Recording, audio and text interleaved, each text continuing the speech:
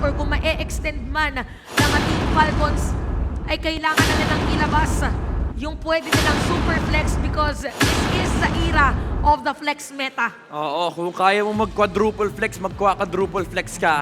Usually nakikita natin yung sa red side kasi yung red 3 tsaka yung red 1 ginagamit as flex factor.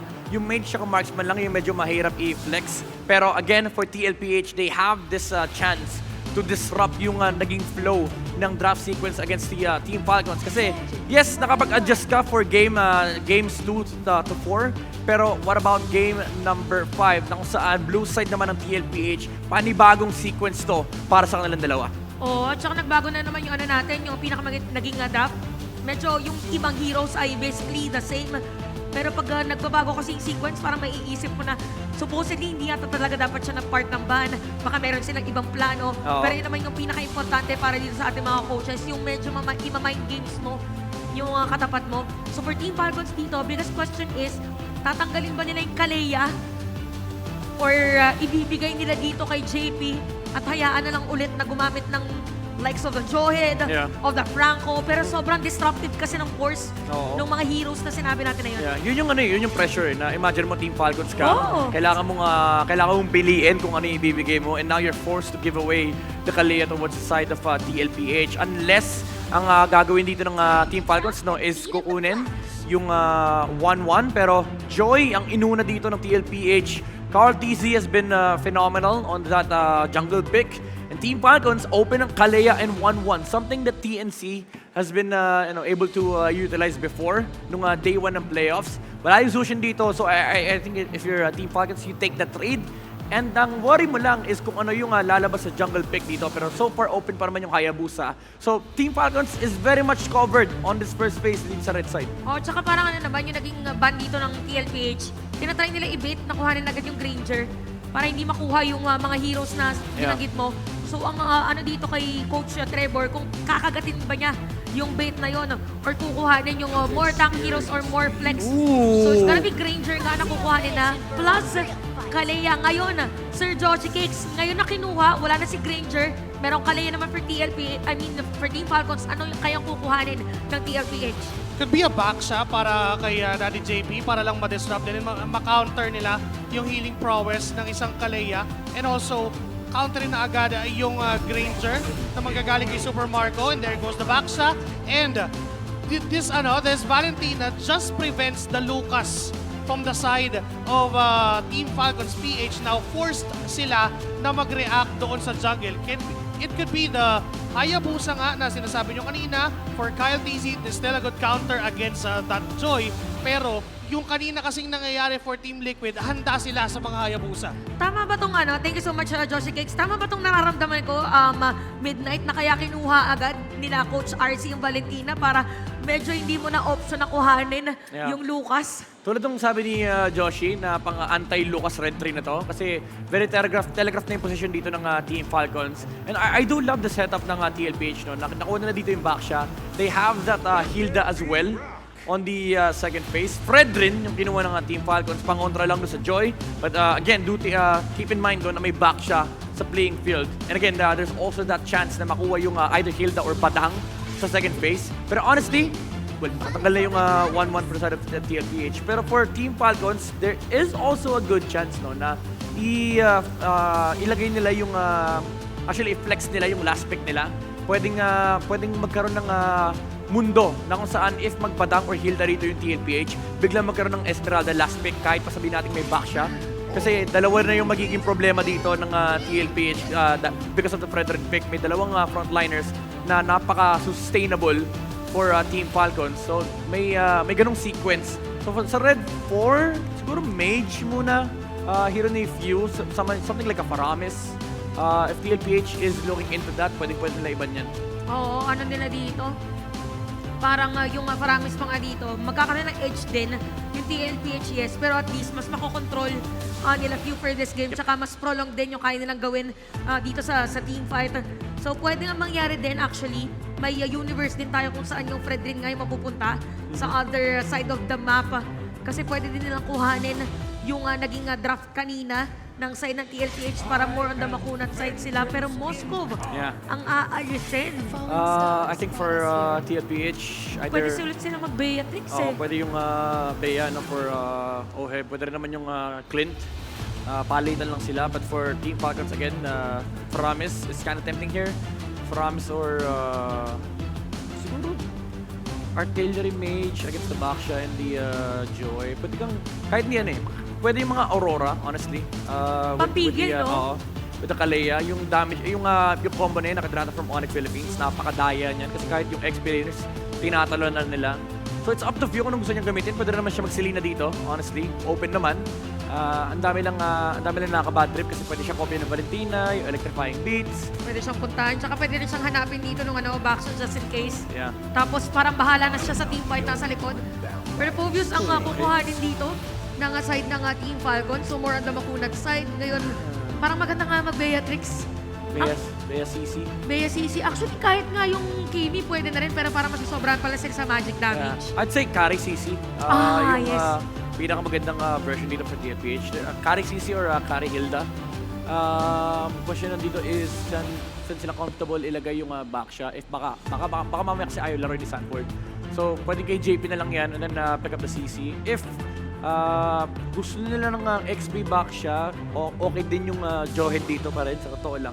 Tapon mo yung Kalea para ma-disrupt yung pick-off initiations dito ng Team Falcons. Actually, for Team Liquid dito, yan. Terizla. Narinig natin yung Terizla dito, more crowd controls. And Kari, ayun yung sinabi mo, anti-tank since you have Phobius and even Fredrin on the lineup of Team Falcons. At nakikita natin na pinagdidiscusan na agad nila yung kanilang magiging play on this game. Now, Team Falcons, you have anti-tank na katapat. You have Terizla that is heavy on crowd control. Although medyo slow. Ano ang magandang sagot ngayon? You go for Rams here, honestly, for a few. This is probably one of the best for Rams game. Kahit pa sabihin natin may Valentina. Tanggalin mo lang yung initial jump ng TLPH. Kasi medyo weird yung angle ng TLPH if tatalon yung backshot yung Terizla tapos marereset lang ng Netherrealm. And yung carry lang yung kailangan hanapin ng Team Falcons. And there's also no reach against the Granger. Unless mahanapan ng bypass ni Carl TZ. Pero may Fredrin kasi tsaka Phobius eh. So ang hirap ng angulo Nasa harap, ng no? TLPH. Oh my Cecilion. goodness! Okay, so Team Falcons dito heavily relying on late game. Late game heroes. Anong nararamdaman mo ngayon dito sa Granger and Cecilion? If Team Falcons messes up the early game, may comeback potential sila sa late game, pero sobrang nakakatakot na tatapatan mo yung late game ng TLPH. Kailangan na dito for Team Falcons talagang maging mabilis yung kanilang execution. The story of this series ay kung sino nauuna or unang makakalamang sa laban, sila ang nagwawagi. Para dito sa side ng Team Liquid Philippines, early to mid-game potential ay hindi ganun kataas. Pero kasi meron silang Valentina and even Joy that has the possibility for snowball. Late game naman, ganun din. Merong sagot ang side ng Team Falcons. Nailatag na rin yung dalawang Purify. Crowd control would be a factor for Team Falcons. Ito na ba ang inaantay ng Team Liquid Philippines para makasecure ng slot sa Grand Finals at MSC? Or i-extend ng Team Falcons? TLPH at Falcons ang nagwagayway ng bandera ng Pilipinas in MSC 2024. Pero matapos ang seryeng ito, isa na lang sa kanila ang babalik. Welcome to game number 5. Isang panalo na lamang ang kinakailangan ng Team Liquid para muling iwagayway ang flag ng TL pa rin na ng flag ng Pilipinas. Lalong-lalo na yung lineup ng Team Falcons dito is considered to be yung investment nila sa early game or sa late game rather ay pwede nilang i-ROI ng mga bandang 15 minutes pa nasa job ng Team Liquid Philippines na hindi na paabutin pa doon sa 15 minutes or 17 minutes ng laban. Early flicker burnt here for Super Marco. Great engage mula dito kay Carl TZ. At mukhang mid lane naman nata ang punteriya. Sanji with a double dash. Pero ang healing ay nandyan.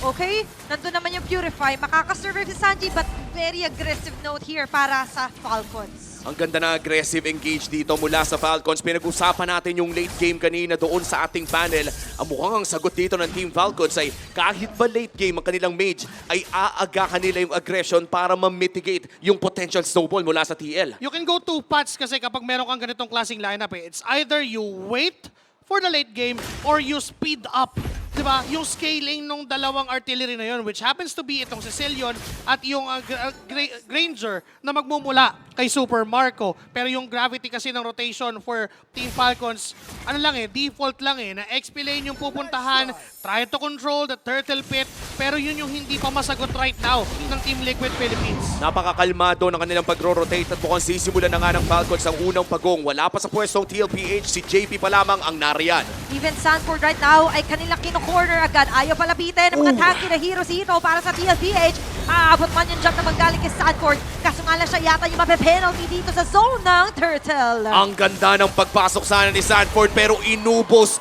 ng Team Falcons pati yung Turtle. Carl TC ngayon in trouble. Hindi niya ata makukuha ang kanyang sariling orange pop dahil pinalibag pa ni Ogwen. Medyo mabibiktima na nga lang din siya doon kahit makapag-ultimate man. Grabe rin naman yung ikot doon ng Falcons. Diba, nandun na sila sa point na, okay, for Team Falcons, oo, late game tayo, pero pabilisin natin. Isama natin lagi si Few dun sa mga engagement, and hindi lang yun Alam kasi nila na si Carl TZ right now ay wala pang damage output para puntahan yung backline. So therefore, magpa-farm lang talaga yan, maghanap yan ng isang magandang timing, and para tanggalin yung timing na yun, tayo mismo mag-invade nung space na meron siya. And for Team Liquid Philippines also, isa pa sa nagiging problema is si JP ay ganyan lang yung kaya niyang gawin. Yung bunggu lang, yung vision lang, wala siyang setup tulad nung kayang gawin ni Ogwen. O at mukhang napupunta kay Sanford yung responsibilidad na gumawa ng play with the penalty zone. Tumama man kay Kyle TZ kanina yung penalty zone, nauna pa rin ata sa retribution battle ang side ng Team Falcons. Kaya naman hawak nila ang 2,000 gold lead sa pagpasok natin ng 3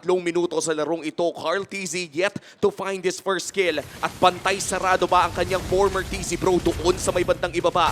At mukhang makakalaban naman siya ng bahagya, Tlph. However, in a 1v1 setup, ayaw na niyang palagan ito. Sumubok din kasi ang kupunan ng Team Falcons na samahan itong si Super Marco doon sa top lane, but unfortunately hindi natuloy yung gank na gusto nilang gawin dito against kay Oheb. Kaya naman yung ibang members ay sumubok na lang na maghanap at mag-invade, at yun yung patuloy nilang ginagawa, just invading the space of Carl TZ kasi alam nilang wala namang burst down sa kanila And it's all about the facing para sa Team Falcons. Katulad kasi natin late game ni Sicilian, di agahan nating isama siya lagi. And on point yung kanilang mga early pickups din dito. Mukhang magiging response ng TLPH ay bigyan na lang ng espasyo na makapag-farm si Oheb doon sa likod at ibibigay na nga ng TLPH ang pangalawang pagong sa Team Falcons. This will be the second turtle of the game secured by Team Falcons at may laban agad sa gitna. Okay, there's going to be a tsunami slam dito na ginaya. Kaso ito yung original. Ibinalik na nga lang din sila doon sa may bandang gitna naman si JP. Magkakaroon ng magandang setup together with Sanford as well. Count easy, just retaining his position. Makunak-kunak na terrify. Pwede pa ba siya mag-ultimate dito? Kaso nga lang, the ultimate knockdown here. Manggagaling kay Sanford. At naging sapat na nga yung bawas ng TLPH. The true damage kicking in, or the magic damage rather, mula kay Carl TZ. Naging maganda naman din ang engage ni Sanford doon. Sobrang ganda rin ng engage actually ni Sanji, copying that tsunami slam. And in fact, siya pa yung nauna kesa dun sa original na may-ari. Diba? The thing is, for the side of Team Liquid, they have to continue doing that kind of aggression or doing that kind of counter reaction dahil alam din ng for Team Falcons, they could do it as well. Kapag nauna si Ogwen na gumawa nun against the members of Team Liquid, baka sila yung madelikado considering na masakit naman yung damage talaga ng isang Sicilian, and even Kyle TZ with that layer of crowd control na meron siya, hindi mabubuhay o hindi magigising agad yung madadali o yung mahuhuli ni Ogwen. At nakita nga natin sa Infinix in-game equipment na nandyan na rin yung Sky Piercer ni Super Marco. Kumbaga, it's all about maintaining the speed Kaso nga lang ito yung overtake ng Team Falcons. Ang ganda tsunami slam. Si JP na naman ang mabibiktima. Nandun yung Ton. Tumatakas pero hindi patatakasin ni Super Marco. At ayan na yung unang pahina sa kwento ng Sky Piercer ni Super Marco. Dinagdagan pa nga ng Torre at si Sanford na atang isusunod nila. Okay, Sanford having a hard time, but still for Team Falcons, win pa rin yung pick-off na yun kay JP. Kaya kasabi lang natin, di ba, kapag si Ogwen yung nauna na gamitin yung sarili ng tsunami slam, madedelikado ang Team Liquid Philippines. Kasi kahit sino, kaya nilang patayin. And for Team Liquid Philippines, ang ganda rin ng ginagawa. Teka lang, yung mga bala, ang sakit ni Super Marco. Nandito na tayo sa punto na yung artillery damage mula sa Team Falcons ay kailangan na talagang respetuhin ng Team Liquid Philippines. The last 2 turtles ay napunta sa kamay ng Falcons at mukhang yan pa rin ang magiging kwento dahil nagkikita pa mga former TC brothers dito sa baba. Okay, nandito ang kanilang reunion. But still, yung turtle, Lumi, 3 straight turtle yata ito na makukuha ni Count Easy. ng Team Falcons, lolobo lang ulit. Lalo ang kanila magiging lamang. And I think that is a zero trade. Walang makukuha ang TLPH at hindi na nga re-retrade dito ni Kyle TC. Delikado pa nga yung purple dito ni Carl. Okay. Nakita ni Sanford yung threat. So, kailangan nila ng aksyon. How will they treat the symptom? Kasi ngayon, Tsunami Slam, ginamit ang ngalan din sa kanya. Makakatakas man ni Nathan. Ayun! Kaso nga lang din doon Sanford! yung magandang penalty zone. But Aray! yung damage na magagaling dito kay Super Marco is just too much to handle. Securing a double kill as well. Si Carl TZ ngayon. Ang kanilang pagdidiskitahan. Tumama. Publika rin pa. Super Marco with the triple kill. Maliban lang natin makita yung mga moment na mag-fifth flicker in ang bulletproof at mukhang saktong-sakto pa 4-0 for Super Marco. Gusto ko lang din i-comment yung ginawa ni Few, yung latag ng Sanguine's Claw is enough para pigilan yung dash na manggagaling kay Carl TZ. And hindi lang yun eh. Gusto ko rin i-comment si Ogwen. Hindi siya nagpapakita masyado kay Sanji. And ano yung epekto nun? Hindi nakukuha yung Tsunami Slam, hindi makagawa ngayon ng play ang Team Liquid Philippines kasi yun lang naman yung aasahan nilang skill para maka-pick off tulad ng ginagawa ng Team Falcons. Lagi siyang nandoon sa opposite side. Lagi siyang naghahanap ng ibang paraan para okay, wala dito si Sanji. So dito ako, protektahan ko si Super Marco and at the same time, matatanggal ko pa yung threat from Team Liquid Philippines. At lumilinis na nga dito, makikita pa natin sa ating Infinix handcam kung gaano nga ba kaganda at ang laruan dito ni Super Marco. 400 stacks already on his Rhapsody and 40 stacks Wow. on that Sky Piercer. The moment na nabili ng Team Falcons itong Sky Piercer na to, naging action agad sa gold lane. Nahalagyan agad ng very smooth na performance dito for the gold laner ng Team Falcons. Yung ganitong klase. Nag-Ranger early, 4-0.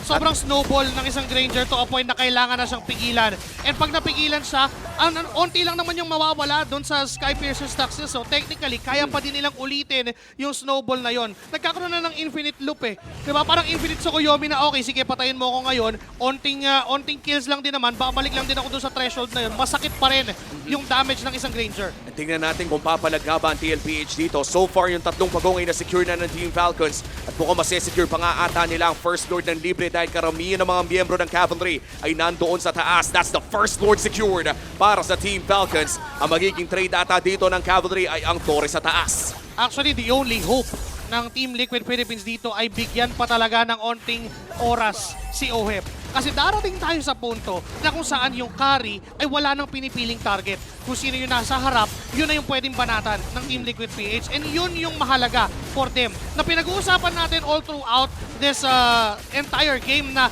yung late game potential ng Team Falcons sa taas. Pero tingnan mo naman. Okay, napilitan agad si Sanji na gamitin yung ginayang Tsunami Slam. And with that, ito yung hinanap niya pero naggamit pa takas. And yung Fury din na nagamit dito ni Sanji, ang depensa ngayon para sa TLPH, they are already at match point. Pero kung gaano kalinis yung naging laro nila from last game, ganun din ang nilinis ng Team Falcons for this game. Silip tayo sa ating Infinix in-game equipment. Palapit na rin ang BOD ni Super Marco. And on the other side, yung carry naman ni Oheb ay pabuild pala ng kanyang DHS. So ganun kataas yung gap when it comes to both of these gold laners. Pero doon sa gitna, Ito na naman yung struggle. Kahit si Sanford hirap na. What more kung dito sila Oheb at Sanji pa yung maabot?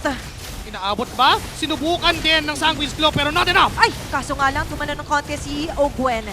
Si Oheb napagamit agad ng Purify. Ogwen nasa harap and that's already the inhibitor turret down. At mukhang isusunod na nga nila dito si JP. Nahila na, bang! Ay, hindi na nga lang din makakaligtas pa. Makukorner pa nga yata dito. Sanji with a Bracer's Wrath! Babagsak doon! At mukhang makakadepensa pa naman dito ang TL pero si Carl TC, nice dodge on that taunt. That could have been a kill, a crucial kill pero na-microhan naman ni Carl kahit paano. Lamang na ang Team Falcons at hindi pa nga tayo umaabot sa late game Cecilio ni Few. That is still good for Team Falcons na kahit pa nakuhanan sila kahit pa pala ng onting bawi, kahit maganda yung depensa, still the inhibitor turret is a good revenue for that Lord pero flap TZ! O, kaso nga lang dito ng mga paulan. There's going to be the Bat's Feast here para kay Taunt. Few. Tuloy-tuloy yung damage. At yung godlike kill dito kay Super Marco. Rondo in. Lahat ng Detsunata doon ay medyo kumokonekta na nga lang din. Team Falcons very dominating onto game number 5. Napaka-agresibo ni Super Marco in this game. Alam mo, hindi ako sanay na ganito maglaro si Marco na paharap lahat ng mga dashes niya. Up na yung BOD for Super Marco. Pwede siyang magpunta sa Sea Halberd para lang ma-counter out yung hunat na meron dito ng Team Liquid Philippines. Ready na ang kanyang ready na yung kanyang Legion Sword. So technically, for Team Falcons, maganda ang naging early game, maganda ang naging mid game. They just have to translate it entering the late game. At dito na matetest ang disiplina at ang patience ng Team Liquid Philippines sa pagdedepensa against Team Falcons. Napunta na sila sa punto na wala na talagang masyadong choice. Ang kailangan na lang talaga nilang gawin ay patagalin ang laro, dumepensa ng dumepensa, or get a miracle steal na pwede pa rin gawin ni Tlph na mukhang nag-struggle this game. Currently 0-2-1. Kahit si JP ngayon ay nag-struggle. Nandyan ng jump in, Tidal Shag with a Binuhat tsunami na. slam. Binuhat Bang! na si JP. Isang bala lang kinailangan ni Super Marco para Carl! wasan na kanyang buhay. At si Sanford sa pinakagitna, madadali ng Alan. Then, Carl! yet again, habang si Carl Carl! ay sumasagot. And Oheb as well. The Baby Kicks duo is activated. Kaso nga lang sa kabilang banda, 4 na pala'y natanggal. At si Oheb na lang ang matitira. At ang importante dito para sa TL ay hindi pa rin naman endable para sa Team Falcons. That is a somewhat even trade for TLPH. Biruin mo, lamang na lamang yung Falcons pero nakahanap pa rin sila. At hindi rin yata lordable to kasi walang damage. Yung dalawang natira for Team Falcons, what good targeting na manggagaling sa Baby Cakes duo. Dumarating na, umaabot tayo sa punto na si Oheb. Andun na yung okay, Joshi Cakes, Umi, Athena, namimili pa ako kahit papano ngayon pero mamaya hindi na. At makikita natin, no, by the time na umabot sa ganung punto na nga, kahit si Tlph ay matutunaw na rin sa isang Oheb na carry. But for Team Falcons, wala pa sa punto na yun. Pwede pa nilang ipuwersa ang Lord na ito. Pwede pa nilang mukaan ang TLPH Pamadaliin. dahil nandiyan pa rin yung lamang. Si Tlph ay medyo malayo pa pero papabagalin din ng Falcons ang Lord. Another reset on this Fredrin. Alam na ng buong Pilipinas kung gaano kahirap labanan ang Fredrin sa Lord. Iri-risk ba ito ng TLPH? At ngayon, Sanji is also taking the risk kaso wala pa siya magagaya for now. Habang Tlph from Team Falcons naman na makakasecure ng pangalawang Lord. Depensa malala na naman para sa TLPH. Gumana na kanina. Kailangan ulit nila paganahin. Pero paano nila yun gagawin? Well, probably the better choice na ginawa nila is hindi nila nilaban. The only thing na kailangan pa nilang gawin dito is unahan na agad nila ang Team Falcons. Kapag pasok ng Lord, dapat ready din ang mga members ng Team Liquid Philippines doon sa setup na gagawin ni Sanford doon sa backlines. Tlph can easily get to the backlines kung hindi lang siya maaabot ng taunt, kung hindi siya tatamaan ng enhanced basic attack na magmumula sa Phobius, pati ng Sanguine's Claw, and for Ogwen na magamit yung kanyang ultimate. Isa pang pwede mangyari is si Sanji, makuha niya agad yung Tsunami Slam para sila yung mauna doon sa laban. 14 minutes in, Team Falcons. Match point para sa TLPH pero mukhang gusto na nilang tapusin ito for a game number 6. Okay, nagamit na ng Aaron din dito yung conceal. Wala pa masyado magiging target para dito sa TLPH. Habang napakita Sanguine Claws ang magagawa dito ni Few. Ibang mga members sa TLPH medyo struggling na nga lang din. Yung pinaka-isang torre sa may bandang baba ay mababasag na nga lang din ni Super Marco. Tunaw man yung Lord. Pero may next wave of minion pa na paparating para sa Falcons. All flickers are available para dito sa Team Falcons and all battle spells as well para sa TLPH. Matinding depensa ang Okay. kailangan pero may pinalipad na! Oh no! Yung Tsunami Slam may kukonect na dito. And also the taunt sand for the JP Wait! right around the way. Kaso nga sa pinakagilid ay si Tlph na humahanap ng trajectory. Pero at the same time, Oheb is doing it! Marco! Kahit Oheb! pinabili ko dito na target! No! Kaso sabi ni Super Marco, no! Wait! Dahil gagante dito ang Team Falcons na gustong i-extend lalaban pa sa lower bracket finals! 3-2 ang ating score. At hindi pa matatapos sa game number 5. Buhay pa ang Team Falcons. Up to that last moment, pinakita ng Team Falcons yung tenacity, yung endurance nila, and they are still alive. Ladies and gentlemen, this is the matchup between our M4 and M5 champions. Truly world-class MLBB para dito sa ating lower bracket at world-class analysis din mula sa ating panelists na si Midnight and Chantel. Game extended and hashtag Oplan Super Makmak happened as well. ako. Nagalit at maagang nagising si Super Makmak for that final game or for Open that tayo. last game. Yan, epekto ng Chantel sa epekto ng Chantel Brigida dahil andito sila sa building. Pero again, napakaganda ng gising ni Super Marco doon sa game na yon. Imagine mo yung grade. Tinanong natin kanina makikipagsabayan ka ba ng late game? Sabi ni Super Makmak, hindi! hindi kami super sabay sa late game kasi super performance yung pinakita sa atin early on ni Super Marco. 14-1-3. Halos lahat, ayan, 85% kill participation on the Granger. Halos lahat ng away ay nakasentro dito kay Super Marco. Pag di siya kasama, sabi niya, sasama ako. Magda-dash in siya, pupunta siya sa may bandang unahan, and pagbabaril-baril niya yung kanyang mga kalaban. Oh, tsaka definitely naging unstoppable talaga si Super Makmak during that game kasi naka 10 kills na siya bago pa siya nabigyan ng first death niya. So just imagine the stock nung kanyang Sky Piercer, and all in all dito parang talagang naging, hindi parang sobrang naging aggressive yung side ng Team Falcons. Even yung mga bat speeds ni Few was well used na yung stocks niya din dito is naging activated agad or dumami agad. Even ginagamit niya pang clear ng minion wave during team fights, tumatama sa lahat. Hindi lang naman yung pinaka-first skill niya, yung nagkakaroon ng stock. Lahat ng mga skills ang pwede niyang pindutin. So nung sinabi natin na more on late game, yung side ng Team Falcons, I'm pretty sure that with this performance, aware sila na pang late game yung hero composition nila. Kaya ang ginawa nila dito, nagpatalon lang ng nagtalon or nag-RKO lang ng RKO dito si Ogwen. Tapos, nag-secure lang sila ng kill hanggang naging unstoppable, literal, dito si Super Marco. Ang ganagandahan dito is kahit tayo may doubt tayo sa Granger pickup ng Team Falcons kasi may worry talaga ng late game na kapag na-extend dito ng TLPH ay kayang-kaya nila labanan itong lineup ng Team Falcons. Pero ang ganda ng timing kasi pagka-pick ng Sky Piercer, doon pumasok yung 4 na kills. Kaya Super Marco, kumpleto yung kanyang stacks. 8 minutes, 40 stacks na yung Sky Piercer niya, and patapos na rin yung Malefic roar niya at that point. So TLPH, even though lumapit yung kanilang timing nun, umabot naman sila sa point na late game. Pero itong team fight ito, makikita mo yung quest 2 din ng Super Marco, napakaganda talaga. Yung magkatigit sila ng Granger, ang ganda rin nung Appraiser's Wrath mula dito kay Kyle Easy. Tinamaan yung ibang members ng TLPH. Honestly, kung dito mama yung Appraiser's Wrath na yun, baka Team Falcons pa yung nahuli. So overall, talagang naging maganda rito yung team fight ng Team Falcons, yung pindutan, yung mga target selection din. Si Pew, pagdating yung late game, pinagtitripan na ni Cartesi. Pero ganda kasi ng coverage. Laging nandoon yung Fred rin. Kasi alam nila, papasukin yung backline. Tsaka sumakto din pala sa last team fight, yung nakurot yung dalawa.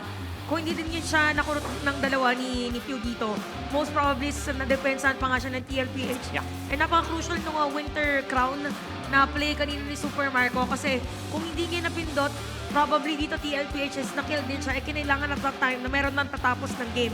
So all in all, for your Team Falcons dito, early game talagang sa kanila napunta. Having been able to secure 3 turtles for that game, all lords din sa kanila napunta dito. But for TLPH, isa din sa mga reasons kung bakit umabot tayo ng 15 minutes for the game, almost close to a game equilibrium na to, is hindi din masyadong napigilan si Oheb. Tanda ko nagkaroon ka ng side comment kanina while we were watching na, uy, ang taas din ang goal ni Oheb, Yeah. Especially after nung naipanalo ng team fight. Pero yung yung timing dito ng TLPH, alam mong malayo-layo pa eh. Tama ka rin sa sinasabi mo, importante dito yung game equilibrium kung saan nagsakasara na yung mga windows ng mga teams and umaabot sa execution battle na yung labanan. Kasi si Oheb at one point, he was sitting at 4.5k total damage dealt. Tapos si Super Marco, 22k na. And ang dami nung laki nung gap. Pero hinabol niyan ni Oheb, even though overwhelming pa rin yung damage output dito ni Super Marco. Pero nahabol nung carry yung damage nila to convert to kills. Kasi ito na yung moment na malakas na yung carry. Pero it wasn't really enough. Kasi pagdating yung late game, yung Fred rin din naging malaking problema talaga para kay Cartesi. Ito nung sinabi mo, yung Cecilion, yung huli niya ng kanyang Sanguine's Claw, napakalaking bagay nun. It's the execution game for Team Falcons na kahit pa nagsiscale yung heroes dito ng TLPH, ay lumalaki yung kanilang damage output dahil sa kanilang mga skills na binabato. And meron din kasing Sicilian nag-scale towards the late game. And again, Super Makmak woke up in this game. And siya ang ating BPI Rich Guy. 977 GPM. Ang dami rito galing sa kills. Oo, umpisa pa rin naman, binagit mo nga yung 4 kills, dumiretso pa na meron Sky Piercer. So ramdam na ramdam yung pinaka naging damage during that game. Pero para mas i-explain, we have Midnight for the key moments ng ating game na yun. Yep, makikita natin dito for Team Falcons, dami nilang key moments in this game. Again, this was a battle